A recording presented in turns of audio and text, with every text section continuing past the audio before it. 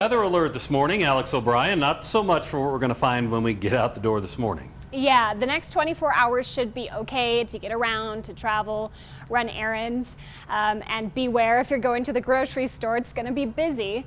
But the storm is coming. It's still maturing, if you will, into the Great Basin region. Jet stream coming around it is filtering a lot of moisture and cloud cover to the state, and we're not going to see the impacts from this storm until late tonight and Saturday, Sunday, those big players for timing. So let's go through the day. We'll have some clouds still stuck into the eastern plains, and you'll notice some of that moisture that's being brought in by the jet stream and from the Gulf of Mexico might account for some rain showers, maybe even an isolated thunderstorm this evening into the nighttime hours.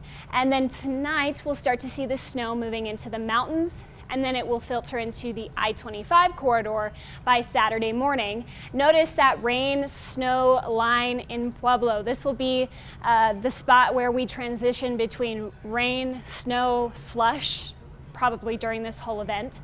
And then we will have rain for the duration of this storm into the eastern plains. By Saturday evening, ongoing snow in the mountains, the Pikes Peak region, and northern Colorado. Notice dry air moves in Saturday overnight. And it's because of the position of this storm so far north that we're seeing this dry air really take over on Sunday for the bulk of our region.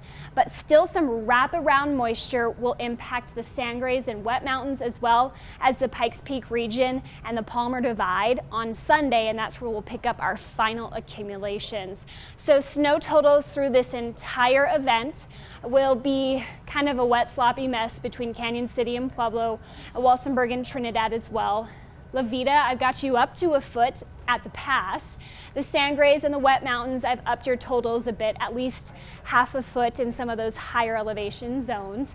And again, Colorado Springs, decent gradients from south to north, where those higher totals are on the west and north side of El Paso County. So I have our snowfall by probability now. So Colorado Springs, a good chance, about 90% chance of 6 inches through town. That chance decreases as we get up to a foot, 50% or less for greater than that. So for the 7-day outlook, I've got a high impact snowstorm for this weekend.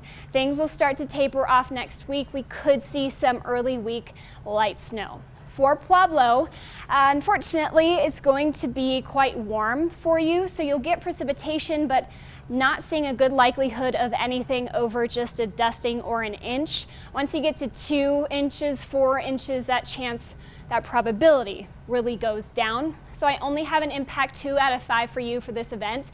You'll be able to travel most days this weekend. Next week, we're warming to the 40s and 50s. For Canyon City, your probability of at least 2 inches is good, about 90%.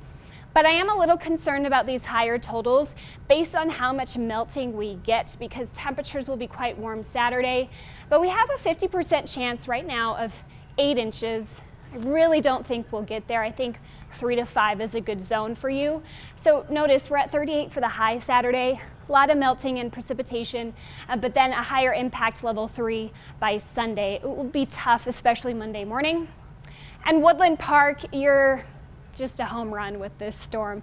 By the time we get to 18 inches, you still have a 75% probability of getting there. So high impact storm, I have you at a 4 out of 5. Travel might be possible, but it's not going to be easy for sure.